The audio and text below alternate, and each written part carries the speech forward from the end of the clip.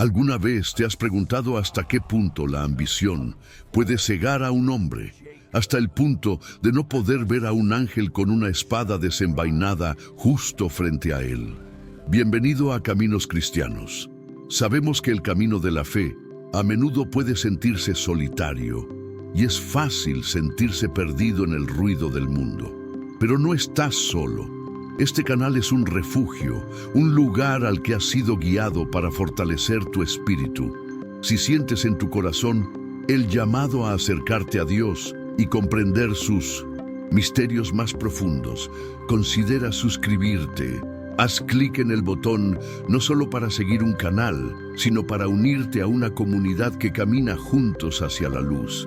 El aire en el palacio de Hesbón era pesado, no solo por el calor seco del desierto, sino por un terror palpable que sofocaba a la realeza moabita. El rey Balac, gobernante de Moab, no dormía. Desde sus altos balcones de piedra, observaba el polvo incesante que se elevaba de las llanuras cercanas a la vital frontera con Jordania. Eran ellos, los israelitas, la nación que se movía como un enjambre de langostas, un pueblo incontable que había emergido de Egipto. Los informes de sus espías, entregados con manos temblorosas, eran claros. No se trataba de gente común. Balac sentía que el asedio se acercaba, no un asedio de ejércitos, sino un asedio divino. El pánico de Balac no era meramente militar, era profundamente teológico. Él, como todos los reyes de aquella región politeísta, comprendía que las guerras se ganaban primero en el ámbito espiritual. Los dioses de una nación luchaban contra los dioses de otra. Sin embargo, los relatos de Israel desafiaban esta lógica. No se trataba de un panteón, sino de un solo Dios, Yahvé, una entidad invisible y ferozmente protectora que dividió los mares y envió pan del cielo.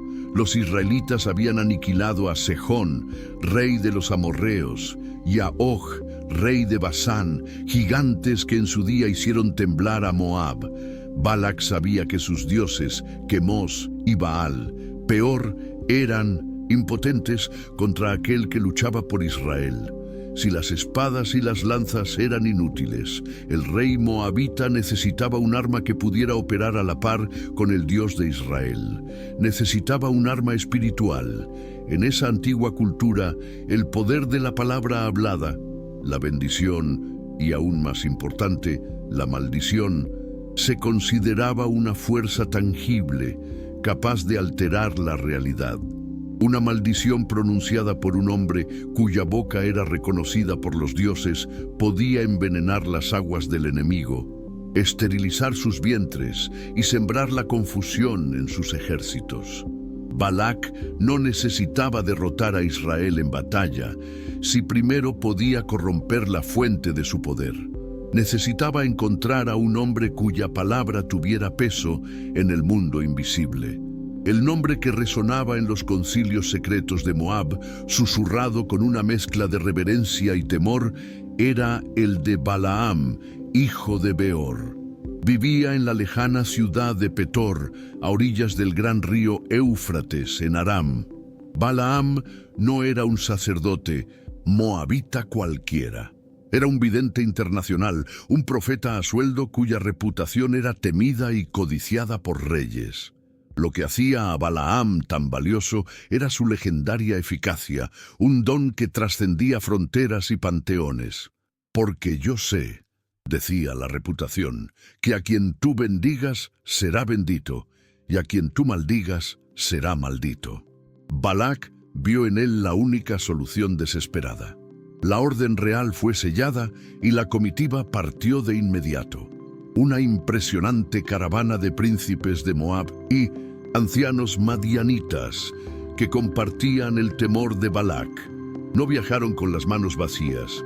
Llevaban consigo no solo los regalos formales, sino también los premios de adivinación, pesadas bolsas de plata y oro, el precio fijado para comprar la palabra de un profeta, el anticipo por una desgracia invocada. El viaje fue largo y tenso, atravesando desiertos y valles, hasta llegar a las orillas del Éufrates, en la casa de Balaam. Allí, ante el vidente, expusieron las palabras de Balac, una mezcla de súplica, terror y una oferta de honor incomparable, capaz de seducir a cualquier hombre. Balaam escuchó con atención. Era un hombre que comprendía el flujo del poder, tanto terrenal como espiritual. La oferta de Balac no era solo riqueza, era prestigio, era la oportunidad de ser el hombre que determinara el destino de las naciones. El narrador omnisciente vio el conflicto inmediato en su alma. Exteriormente, Balaam mantuvo la piadosa compostura de un hombre de Dios, diciendo a los príncipes: «Quédense aquí esta noche y les daré la respuesta como el Señor me dice». Usó el nombre Yahvé, demostrando que conocía al Dios de Israel, pero su corazón ya estaba calculando el peso del oro contra el peso de la obediencia. La codicia era una niebla sutil que comenzaba a nublar su visión espiritual. Esa noche, en la quietud de Petor, Dios se acercó a Balaam. La presencia divina no fue ambigua ni misteriosa, fue una confrontación directa. La pregunta de Dios fue penetrante: ¿quiénes son estos hombres que te acompañan? Fue una prueba para la integridad de Balaam. El profeta explicó la situación, detallando la oferta de Balac de maldecir al pueblo que había salido de Egipto. La respuesta de Dios fue inmediata, absoluta e irrevocable. No irás con ellos, no maldecirás a este pueblo, porque son benditos. No había lugar para la negociación. La palabra bendito selló el destino de Israel y debería haber sellado la decisión de Balaam. Dios declaró un hecho espiritual inmutable. Israel estaba bajo su protección soberana. A la mañana siguiente, Balaam se dirigió a los príncipes de Moab. Su respuesta fue cuidadosamente formulada, una verdad a medias que revelaba la división en su corazón. No dijo: «No puedo ir, porque Dios me ha prohibido maldecir a un pueblo que ha declarado bendito». En cambio, dijo: «Vayan a su tierra, porque el Señor se niega a dejarme ir con ustedes». Balaam enfatizó el permiso para ir, no la prohibición de maldecir. Sutilmente, estaba dejando la puerta abierta.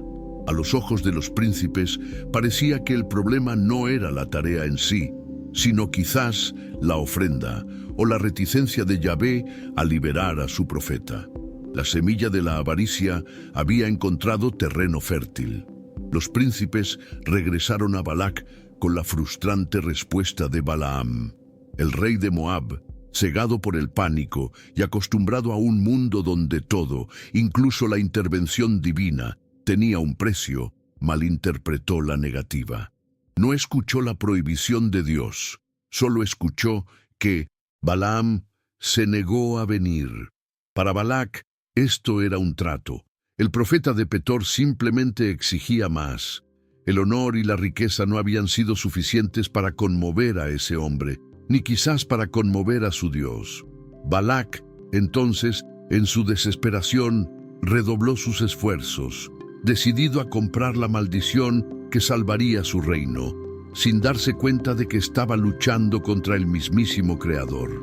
Se envió una segunda delegación. Esta vez, Balac envió príncipes más numerosos y más honorables que la primera. La ofrenda alcanzó un nivel casi inimaginable.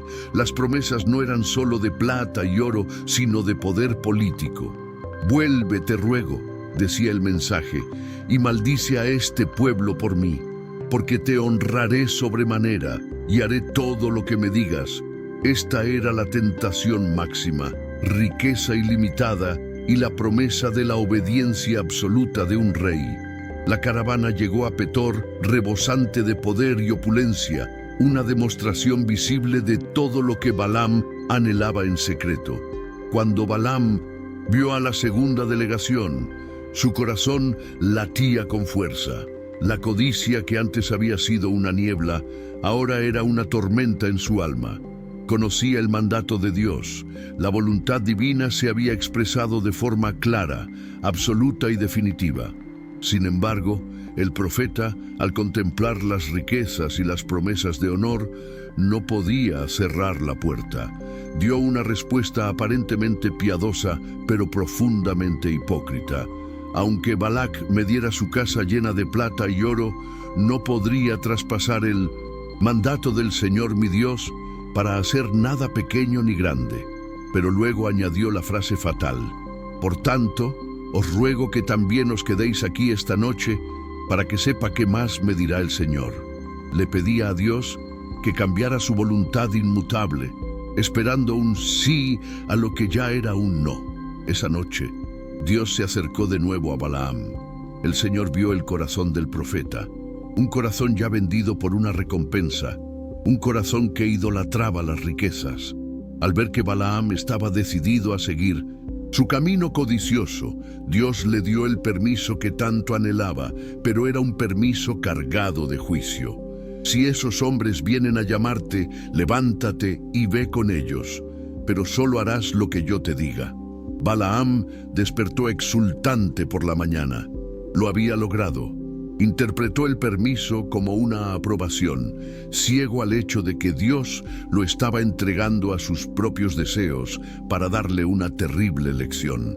Ensilló su burro, ansioso, listo para el viaje, con el corazón ya puesto en la recompensa de Balac. El viaje de Petor a Moab fue largo, pero Balaam apenas sintió el sol abrasador ni el polvo del camino. Cabalgaba en su burro, acompañado de sus 2 sirvientes, pero en su mente ya estaba en el palacio de Balac, recibiendo los honores y el oro. Había obtenido el permiso de Dios, o eso creía, pero el narrador omnisciente vio la verdad. La ira de Dios ardía. El permiso concedido no había sido una bendición, sino una cuerda. Dios estaba furioso no solo porque el profeta fue, sino porque vio la intención corrupta en su corazón. Balaam iba con el propósito de encontrar una escapatoria, una manera de complacer a Balac y obtener la recompensa, incluso si eso significaba burlar la voluntad de Dios. Mientras Balaam cabalgaba, absorto en sus cálculos codiciosos, el mundo espiritual irrumpió en la realidad física, aunque invisible a los ojos del profeta. En medio del polvoriento camino, una figura se materializó, bloqueando el paso. No era un ladrón ni un guardia fronterizo. Era el ángel del Señor. No se trataba de una sutil aparición, era una declaración de guerra. El ángel se erguía como un adversario, con los pies firmemente plantados en el polvo, y en su mano llevaba una espada desenvainada, brillando con una luz celestial y letal.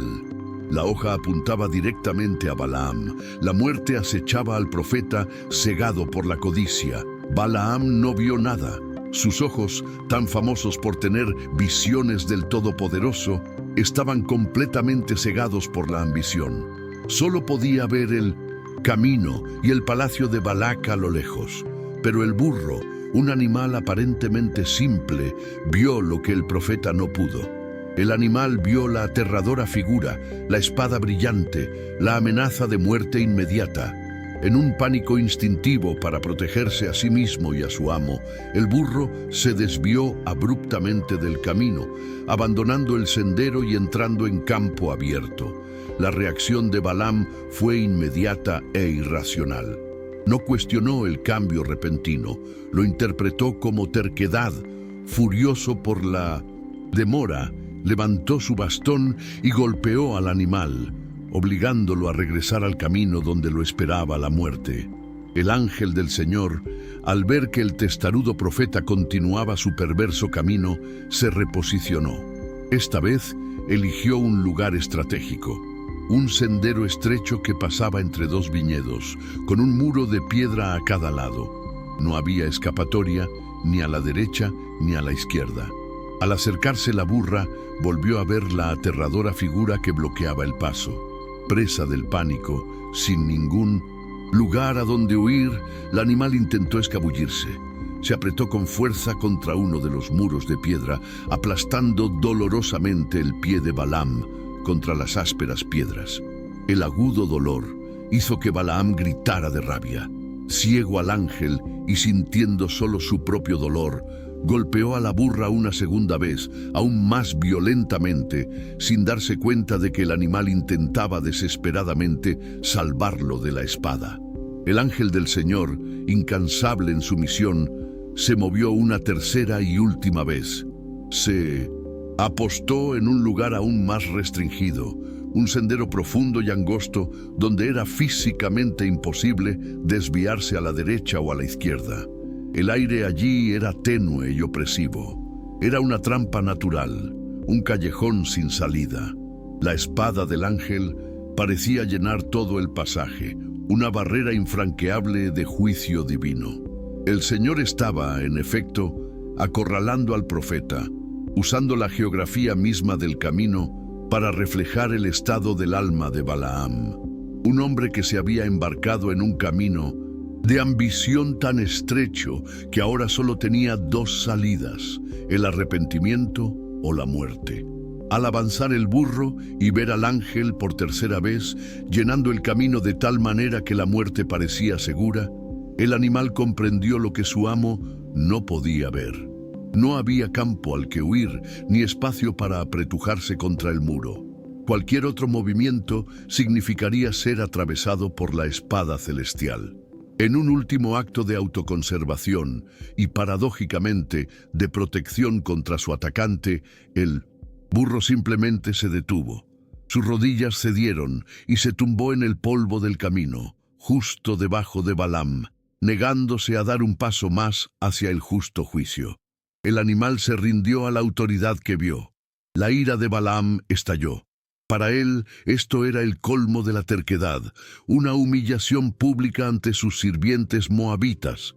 Su pie aún le dolía, su viaje se retrasó y ahora su transporte se negaba a obedecer. Cegado por la furia y completamente inconsciente de que estaba a centímetros de una espada divina, Balaam levantó su bastón y comenzó a golpear al burro postrado con furia descontrolada por tercera vez. El hombre que afirmaba hablar con Dios ahora estaba en una disputa irracional con un animal, sin saber que éste tenía mayor discernimiento espiritual que él. Estaba castigando su obediencia a la visión celestial. Fue en ese momento de violencia ciega que el Señor intervino de una manera que rompió todas las leyes de la naturaleza. El poder de Dios descendió y milagrosamente abrió la boca del burro. No fue un gruñido, sino una voz clara, articulada y racional que resonó por aquel estrecho sendero, conmocionando profundamente a Balaam. ¿Qué te he hecho?, preguntó el animal, ¿para que me hayas golpeado estas 3 veces? La voz estaba llena de dolorosa lógica. El animal no solo hablaba, razonaba con el profeta. La conmoción sobrenatural de ese sonido hizo que Balaam se detuviera, con su bastón aún en alto, mientras su mente intentaba procesar la imposibilidad de lo que acababa de oír. En un estado de furia tan profundo que la imposibilidad del momento no se registró, Balaam respondió al animal. Su mente no procesó el milagro, solo reaccionó a la obstrucción. «Porque te has burlado de mí», le gritó al burro. La ironía era terrible y densa. «Ojalá tuviera una espada en la mano», gruñó con su bastón aún temblando, «pues ahora mismo te mataría». El profeta, cegado por el dinero, deseó una espada para matar a su Salvador, mientras se encontraba a centímetros de la espada divina que el burro le impedía encontrar. Discutía con un animal sobre la obediencia, mientras él mismo se rebelaba totalmente contra Dios. El burro, fortalecido por el Señor, habló por segunda vez, esta vez no con una pregunta de dolor, sino apelando a la razón y a la historia. ¿No soy yo tu burro sobre el que has montado desde que me conociste hasta hoy? La voz, serena y lógica, atravesó la ira irracional de Balaam. ¿Te he hecho esto alguna vez? Esta pregunta fue la clave. Obligó al profeta a detenerse y a acceder a su memoria, a reconocer un patrón de fidelidad que se estaba rompiendo. Incluso en su furia, Balaam se vio obligado por una lógica innegable a murmurar la única respuesta posible: no. En ese momento de pausa forzada, en ese no reticente que reconocía la anormalidad de la situación, el Señor abrió los ojos de Balaam. Fue como si un velo espeso y pesado, tejido por la codicia y la terquedad, se desgarrara repentinamente. La realidad espiritual, que había estado presente todo el tiempo, inundó su percepción. Allí, bloqueando el estrecho camino, tal como lo vio el burro, estaba el ángel del Señor. La figura era majestuosa y aterradora. Su presencia irradiaba un poder sagrado y letal, y en su mano la espada estaba desenvainada, apuntando no al animal, sino directamente al corazón del profeta. La conmoción de la visión golpeó a Balaam con fuerza física. Vio, en un instante terrible, la muerte de la que había escapado 3 veces. Vio el peligro que su ira le había impedido ver. Vio la santidad que su pecado había intentado eludir. El profeta, el gran vidente de Petor, el hombre Balac, creyó poder manipular a los dioses y finalmente comprendió la verdad de su propia condición. Era un hombre malvado, en camino a la destrucción, salvado solo por la perspicacia de un animal. Abrumado por el terror, Balaam inclinó la cabeza y cayó rostro en tierra, con todo su cuerpo desplomándose en el polvo ante la autoridad celestial que finalmente reconoció. La voz del ángel rompió el silencio, no con la ira irracional que Balaam había mostrado, sino con la fría y penetrante autoridad del juicio. ¿Por qué has golpeado a tu burra estas 3 veces? La pregunta expuso la injusticia de Balaam, pero lo que siguió reveló su insensatez. He salido a oponerme a ti, declaró el ángel, porque tu camino es perverso ante mí. La declaración fue directa. Dios no solo estaba disgustado, estaba en guerra activa con el viaje de Balaam. El ángel confirmó lo que el profeta se negó a ver. El burra me vio y se apartó de mí estas 3 veces. El ángel entonces reveló la profundidad de la misericordia que Balaam había despreciado, la salvación que había intentado aniquilar con su vara. Si no se hubiera apartado de mí, continuó la voz celestial, sin duda te habría matado ahora y la habría dejado con vida. A Balaam se le heló la sangre. La espada no era una amenaza vacía. La única razón por la que el profeta aún respiraba era la sensibilidad espiritual del animal al que había tratado con tanta crueldad. El burro no era un obstáculo para su riqueza, era la barrera entre su vida y la justa ejecución divina.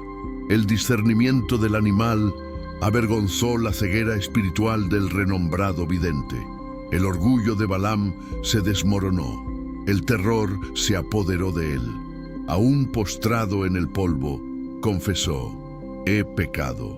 Fue una admisión forzada por la visión de la espada, no por el arrepentimiento de la avaricia. No sabía que venías por este camino para oponerte a mí, balbuceó, admitiendo su ceguera espiritual.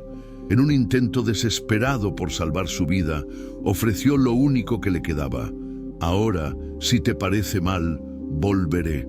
Fue una oferta débil, un intento de negociar una salida de esta situación mortal, aún con la esperanza, tal vez, de conservar algo. Pero el plan de Dios era mayor que el pecado de Balaam. El ángel, ejecutando la voluntad soberana de Yahvé, no lo mató ni lo envió de regreso. El viaje continuaría, pero bajo condiciones radicalmente diferentes. Balaam ya no sería un profeta a sueldo, sería un mensajero cautivo. Ve con estos hombres, le ordenó el ángel, pero solo dirás la palabra que yo te diga. El permiso para ir fue confirmado, pero la recompensa quedó espiritualmente anulada. Balaam quedó libre para ir a ver a Balac, pero su boca ahora pertenecía a Dios. Cabalgó el resto del camino, ya no como un vidente orgulloso, sino prisionero de la palabra divina. Cuando Balac supo que Balaam finalmente se acercaba, cabalgó hasta la frontera de su territorio para recibirlo personalmente en el río Arnón. Su saludo contenía un tono de reproche, la frustración apenas disimulada de un rey que esperaba con ansias. ¿No te mandé llamar con diligencia? ¿Por qué no viniste a mí? ¿Acaso no puedo honrarte? Balaam, aún conmocionado por su encuentro con el ángel, respondió con una voz desprovista de su anterior arrogancia. Su respuesta fue una sombría advertencia que Balac, en su ansiedad, no comprendió del todo. He aquí, he venido a ti, pero ¿puedo hablar ahora? La palabra que Dios ponga en mi boca, esa diré. Ya no era un maestro de maldiciones, era un mensajero encadenado. Al día siguiente, el rey moabita no perdió tiempo. Estaba desesperado por lanzar el ataque espiritual. Condujo a Balaam a un lugar estratégico, un centro neurálgico pagano conocido como los lugares altos de Baal, Bamot Baal. Desde esta colina podían ver el límite del vasto campamento israelita. La nación se extendía por las llanuras, un mar de tiendas silenciosas e inconscientes del peligro espiritual que se cernía sobre ellos. Para Balac, este era el punto estratégico perfecto. Creía que al colocar al profeta en un lugar consagrado a su Dios principal, la maldición cobraría fuerza, combinando la habilidad de Balaam con la autoridad de Baal sobre la tierra. Balaam, actuando ahora no por voluntad propia, sino bajo la compulsión de la orden del ángel, tomó el control del ritual. No empleó los ritos de adivinación de Aram o Moab. En cambio, dio una instrucción específica, una que reflejaba una reverencia que él mismo no sentía en su corazón, pero que sus labios se vieron obligados a pronunciar. «Constrúyeme aquí 7 altares», ordenó al rey, «y prepárame aquí 7 toros y 7 carneros». La precisión del número 7, un número de perfección y plenitud divinas, fue significativa. Balac, ansioso y obediente a cualquier exigencia que acarreara la maldición, ordenó que todo se hiciera de inmediato. El aire se llenó de olor a sangre y humo de sacrificio. El rey y el profeta permanecieron juntos junto a los holocaustos. 7 animales ardían en 7 altares, una ofrenda masiva destinada a comprar el favor divino. El silencio era tenso, roto solo por el crepitar de las llamas. Balac observaba el rostro de Balaam, esperando que comenzaran los encantamientos, las palabras silbantes que envenenarían a sus enemigos. Pero Balaam le dijo: «Quédate aquí, junto a tu holocausto, y yo iré. Quizá el Señor salga a mi encuentro y te diré lo que me muestre». Entonces Balaam se retiró a un lugar alto y solitario, no para practicar la adivinación, sino para esperar, como un siervo, la palabra que Dios pondría en su boca.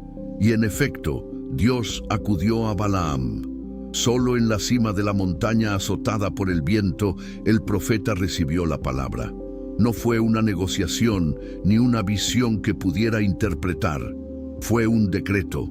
El Espíritu de Dios puso las palabras en su boca, transformando al vidente en un simple portavoz. Balaam bajó de la montaña con el rostro impasible, pero con el alma turbada, pues sabía lo que estaba a punto de decir. Encontró a Balac exactamente donde lo había dejado, de pie junto a los altares humeantes, rodeado de todos los príncipes de Moab. Los ojos de todo el liderazgo moabita estaban fijos en él, anhelando la maldición que aseguraría su supervivencia. La pregunta de Balac fue inmediata, cargada de esperanza y ansiedad. ¿Qué ha dicho el Señor?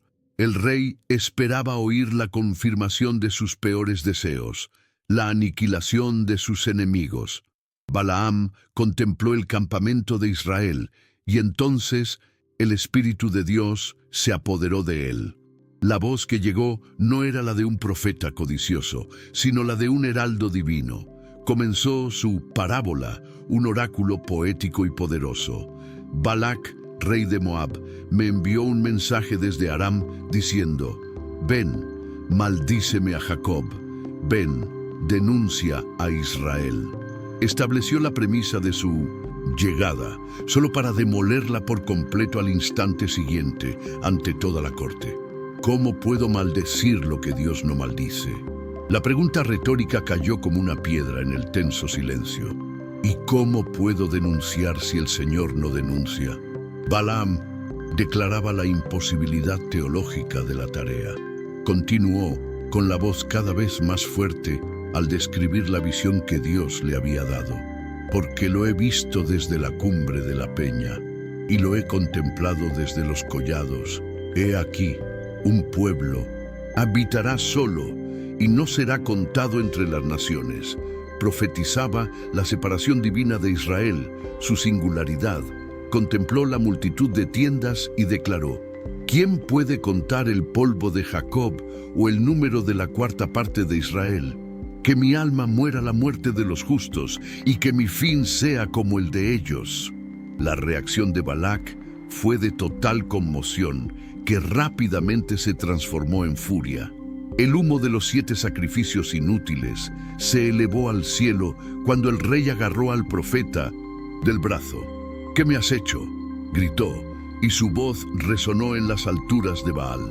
La confusión y la traición eran evidentes en su rostro. Te traje para maldecir a mis enemigos, espetó, pero he aquí, los has bendecido por completo. Balac no lo entendía. En su mundo, los dioses eran caprichosos y los profetas, herramientas. ¿No había pagado lo suficiente? ¿Acaso los sacrificios estaban mal? No se daba cuenta de que su lucha no era contra Balaam, sino contra el Dios soberano que había declarado a Israel bendito. Balac, aunque furioso, seguía desesperado. Su mente se aferraba a la única explicación lógica dentro de su sistema de creencias. Tal vez la ubicación era incorrecta. Los lugares altos de Baal tenían una vista limitada, solo veían el borde del campamento. Quizás si Balaam pudiera ver a todo el pueblo, la inmensidad de su amenaza, la maldición tendría poder. O tal vez este lugar en particular no era adecuado. Por favor, ven conmigo a otro lugar, imploró, donde lo verás, y maldíceme desde allí. Rápidamente condujo a Balaam a la cima del monte Pisga, un famoso pico que ofrecía una vista panorámica y aterradora de todo el campamento israelita extendido por las llanuras de Jericó. El desesperado ritual se repitió en el nuevo emplazamiento. 7 altares nuevos se erigieron apresuradamente en la cima del Pisga. Se sacrificaron 7 toros y 7 carneros nuevos, y su sangre empapó la roca de la montaña. El olor a carne quemada y al humo del sacrificio se mezcló de nuevo con el aire tenso. Balac lo apostaba todo a un cambio de geografía espiritual, creyendo que la proximidad de otro Dios o una visión más clara de su enemigo cambiarían la voluntad del Dios de Israel. Balaam, aún prisionero de la palabra divina, supervisó los preparativos. Una vez más, instruyó al rey que permaneciera junto a sus sacrificios y se retiró a esperar su encuentro con el Señor, con la esperanza de una recompensa menguando, pero su terquedad aún intacta. Dios se encontró con Balaam en la cima del Pisga, y una vez más, la soberanía divina se impuso. El Señor no ofreció negociación, entregó su guión. Balaam regresó con Balac, quien esperaba con la misma ansiedad febril. Cuando el profeta se acercó, Balac volvió a preguntar: ¿qué dijo el Señor? El rey aún esperaba que el profeta hubiera logrado persuadir a su Dios de que los sacrificios adicionales habían traído un resultado diferente. Sin embargo, lo que escuchó fue una de las declaraciones más poderosas de soberanía divina jamás pronunciadas. Balaam alzó la voz, y el oráculo que brotó de sus labios selló irrevocablemente el destino de Moab y la seguridad de Israel. «Levántate, Balac, y escucha», resonó la voz de Balaam. «Dios no es hombre para que mienta, ni hijo de hombre para que se arrepienta». Esta declaración inicial dio en el clavo de la estrategia de Balac. El rey moabita intentaba hacerle cambiar de opinión a Dios, pero Balaam se vio obligado a declarar que el carácter de Dios era inmutable. ¿Ha hablado y no lo hará? ¿O ha hablado y no lo cumplirá? He aquí, he recibido una orden para bendecir, porque Él ha bendecido y no puedo revocarla. La frustración del profeta era palpable en la última frase. Él, el famoso vidente, admitió su total impotencia. Luego explicó la razón. No se ha hallado iniquidad en Jacob. El Señor su Dios está con él. Y entonces, la frase final que deshizo el plan de Balac. Porque no hay agüero contra Jacob, ni adivinación contra Israel. La furia de Balac se convirtió en pura desesperación. El rey sintió que el suelo se le hundía. El experto espiritual que había contratado por una fortuna exorbitante no solo había fracasado 2 veces, sino que ahora había declarado que la fuente misma de su poder, los encantamientos y la adivinación, era inútil contra este pueblo.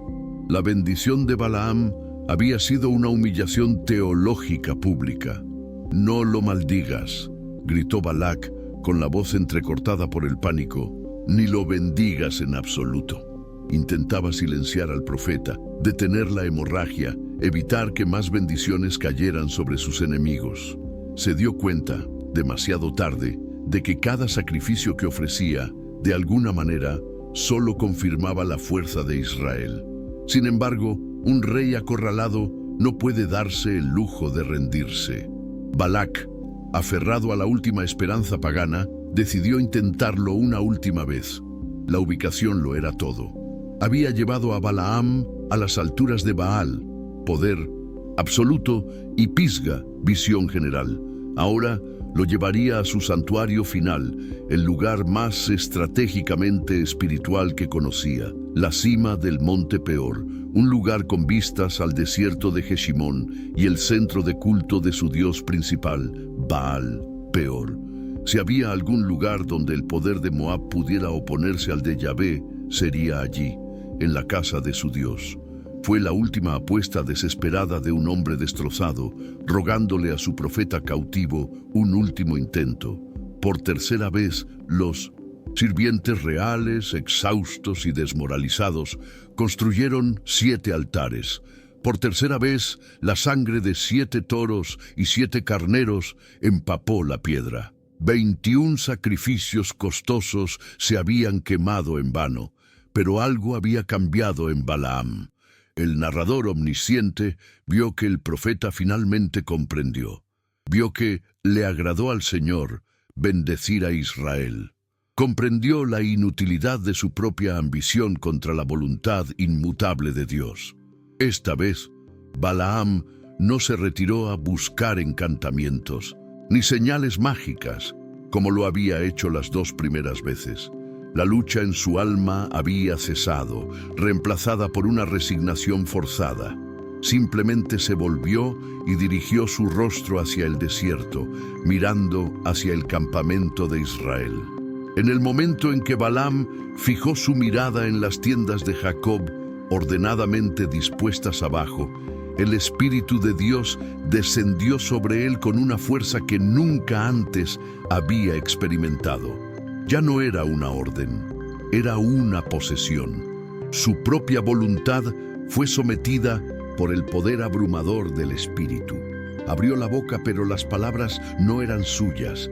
Eran las palabras del hombre cuyos ojos, antes cegados por la codicia, ahora estaban abiertos. Balaam, hijo de Beor, dijo: el hombre de ojos abiertos, que escucha las palabras de Dios y ve la visión del Todopoderoso.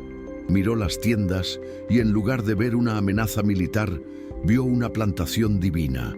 Cuán hermosas son tus tiendas, oh Jacob, tus moradas, oh Israel, como valles que se extienden, como jardines junto a los ríos. La bendición que siguió fue la más gloriosa de todas, una descripción poética del poder irresistible de Israel, fortalecido por Dios. Balaam profetizó la liberación de Egipto, la fuerza de un búfalo y la ferocidad de un león. Se echó como león y como leona, ¿quién lo despertará? Esta imagen, vista desde la cima del monte Peor, selló la protección definitiva de Israel. La bendición concluyó con una inversión total de la misión original de Balaam, un eco del pacto abrahámico que Dios mismo obligaba a su enemigo a pronunciar: benditos los que te bendigan y malditos los que te maldigan. En ese momento, Balac supo que había perdido. Su plan no solo había fracasado, de hecho, había pagado para fortalecer espiritualmente a su enemigo. Los aplausos de Balac resonó en la cima de la montaña. No eran aplausos, sino el gesto rítmico y furioso de un rey oriental que expresaba su ira y frustración más intensas. Aplaudió con las manos juntas, con el rostro deformado por la rabia. «Te llamé para maldecir a mis enemigos», le susurró a Balaam con voz temblorosa. «Pero ahora mira, los has bendecido completamente estas 3 veces». El rey derrotado despidió al profeta con desprecio, señalando a Aram. «Ahora pues, huye a tu lugar. Dije que te honraría mucho, pero mira, el Señor te ha negado este honor». Balac, en su ceguera espiritual, culpó a Yahvé por retener el pago de Balaam, aún viéndolo todo a través de la lente de la transacción financiera. Balaam, ahora completamente bajo el influjo de la visión divina, no podía irse sin más. Tenía un último oráculo que pronunciar, uno por el que no le habían pagado y que Balac no quería escuchar. Detuvo al rey antes de que pudiera descender de la montaña y lo obligó a escuchar. «Ven acá», dijo Balaam con voz distante y solemne, «y te advertiré lo que este pueblo le hará al tuyo en los últimos días». Lo que siguió ya no se trataba de la amenaza inmediata en las llanuras, sino de una profecía mesiánica de gran alcance, una visión que trascendió siglos de historia futura, conectando ese momento en Moab con el destino final de la humanidad. Con los ojos abiertos y viendo el futuro lejano, Balaam, el profeta de Petor en Oriente, pronunció su última y más impactante profecía. «Lo veré, pero no ahora. Lo contemplaré, pero no de cerca». Estaba presenciando el nacimiento de un rey, un acontecimiento tan lejano en el tiempo que no participaría en él, pero lo vio con absoluta claridad espiritual. «Una estrella saldrá de Jacob», declaró, «y un cetro se levantará de Israel». No se trataba de una metáfora vaga. Hablaba de una persona, un soberano que no solo gobernaría, sino que aplastaría a los enemigos de Dios, incluyendo a los príncipes de Moab, sellando el fracaso de Balac no solo para ese día, sino para la eternidad. Balaam, vaciado por el poder de la visión, guardó silencio. Había hablado de una estrella y un cetro. Él, un vidente de Mesopotamia, un hombre de Oriente, acababa de plantar una semilla profética en el corazón cultural y místico de Oriente. La profecía no se limitó a las montañas de Moab. Balaam la llevó de vuelta a su tierra natal, Petor, y se convirtió en parte de la tradición esotérica y astronómica de esa región. La ironía divina fue completa. El hombre que había venido de Oriente para maldecir a Israel se vio obligado a dar a Oriente la profecía más clara de la venida del Salvador de Israel. Balac, a su vez, descendió del monte Peor como un hombre derrotado, su nación ahora marcada para el juicio por el cetro que su propio profeta contratado había predicho. La historia de Balac y Balaam terminó allí, en las fronteras de Moab, con el fracaso rotundo de la hechicería contra la voluntad de Dios. Pero la palabra de Dios, una vez liberada, nunca regresa vacía. Pasaron los siglos, surgieron y cayeron imperios. Moab desapareció en las brumas de la historia. Pero en el mismo Oriente, de donde provenía Balaam, una línea de sabios, magos, astrónomos, consejeros de reyes, preservó la antigua profecía. No eran judíos, pero escudriñaban los cielos, esperando la promesa que uno de sus antepasados espirituales se había visto obligado a hacer. observaban los cielos, no por adivinación, sino en busca de la estrella de Jacob.